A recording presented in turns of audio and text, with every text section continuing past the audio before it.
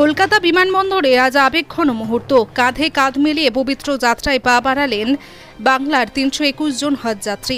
শুক্রবার সকালে কলকাতা বিমানবন্দর থেকে মক্কার উদ্দেশ্যে রওনা দিল চলতি বছরের প্রথম হজ ফ্লাইট।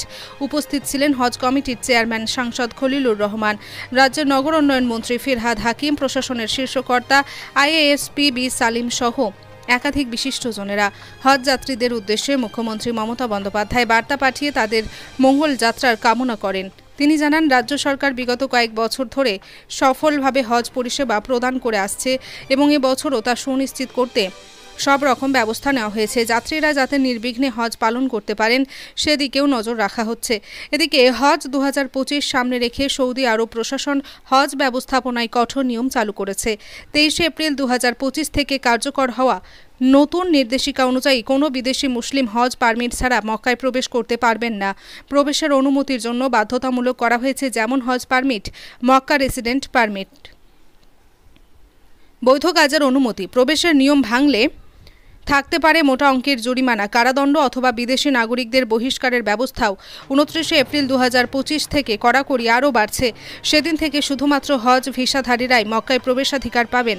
হজ পারমিটের আবেদন এখন ডিজিটাল প্ল্যাটফর্ম ও আবশেষ রিটেক হজ পারমিটের আবেদন এখন ডিজিটাল প্ল্যাটফর্ম ও আবশের মাধ্যমে অনলাইনে করা যাচ্ছে।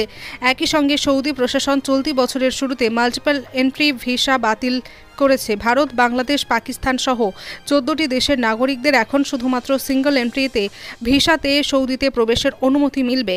প্রশাসনের অভিযোগ, পূর্বে বহু বিদেশি দীর্ঘমেয়াদী ভিসার অপব্যবহার করে হজ ও উমরায় অংশ নিতেন, যার ফলে ব্যবস্থাপনায় বিশৃঙ্খলা দেখা দিত। বিশেষজ্ঞদের মতে এই নতুন ব্যবস্থা হজ যাত্রাকে আরও সুশৃঙ্খল ও সুরক্ষিত করতে সহযোগিতা করবে।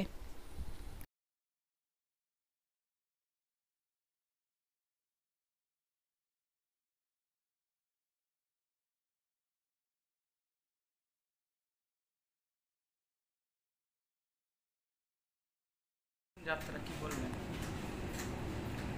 এখন আজকে যে পবিত্র হজকে লক্ষ্য রেখে আল্লাহ যে আমাদের কিছু একটা অংশ মানুষের জন্য যে হজ ফরজ করেছেন, সেই ফরজকে আদায়ের লক্ষ্যে বা আল্লাহর নির্দেশকে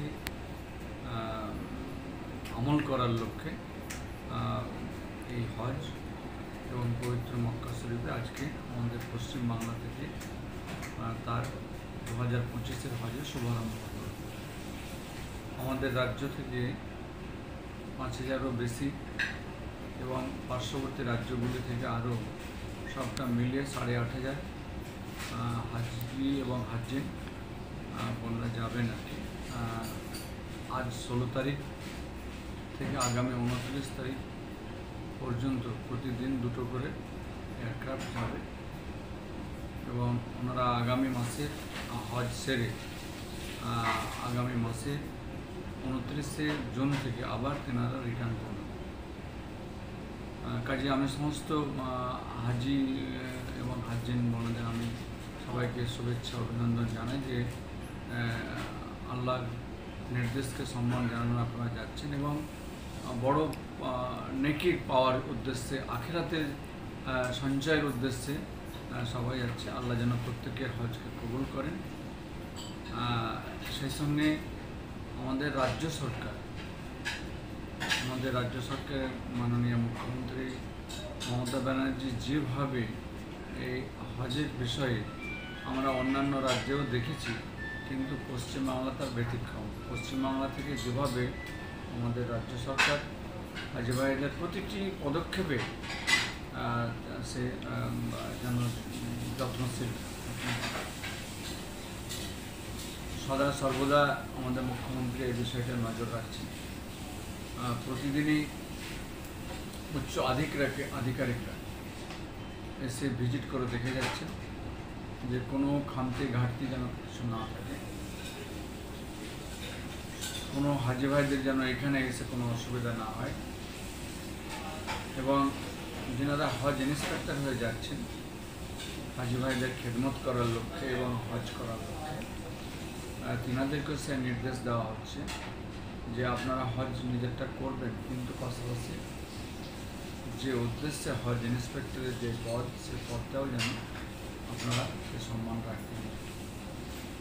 কাজে সব দিক দিয়ে আমরা আমাদের রাজ্য হজ কমিটি আমরা সকলের সদস্য মিলে সকলে খুব ভেরি অ্যাক্টিভলি এই বিষয়টা দেখছে এবং কাজ করছে এবং প্রত্যক্ষভাবে সহযোগিতা করছেন সমস্ত সদস্যই। এবং আমাদের রাজ্য হজ কমিটির যতগুলো অফিসার রয়েছে দীর্ঘ বলতে পারা যায় 10 মাস কাজ করার পরে পরবর্তী 2 মাস মানে 1.5 মাস এই হজের প্রক্রিয়া আর কি, সেটাকে সফল করার উদ্দেশ্যে এই কাজের টা হয়ে থাকে আর কি।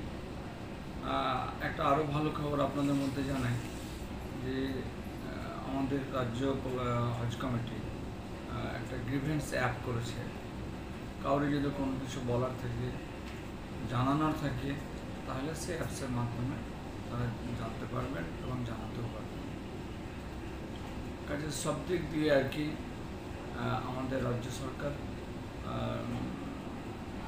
সর্বদা এই ব্যাপারে একদম উদ্যোগী, আগ্রহী এবং করছেনও আর কি, যেন হাজি ভাইরা বা মাইনরিটি ভাই বোনেরা যেন তেনাদের পড়ালেখার বিষয়টাও আমাদের মুখ্যমন্ত্রী আমাদের এই মাইনরিটি সেলের মধ্যে করছেন, যেটা অন্য রাজ্যেও দেখা যায় না। যেমন WBCS এবং IAS-এর কোচিং, ফ্রি কোচিং আমাদের রাজ্য জুড়ে হচ্ছে আর কি।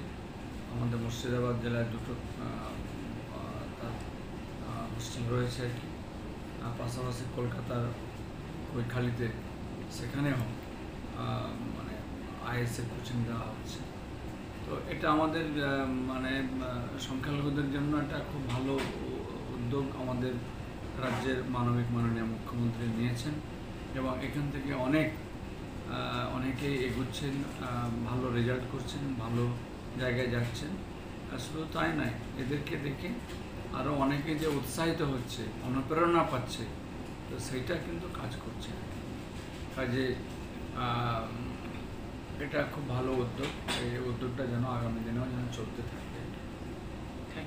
সকলকে আহ্বান জানাবো সেই সঙ্গে যে ভাই বোনেরা হজে যাচ্ছেন আর কি, আল্লাহ তিনাদের হজ কবুল করুন এবং তিনারা যেন সুস্থ শরীরে পবিত্র মক্কা শরীফে এবং মদিনা শরীফে হজ এবং জিয়ারত করে আবারও সুস্থ শরীরে বাড়ি ফিরে আসেন। আমি এই দোয়া মহান আল্লাহ পাকের উপর রাখবো।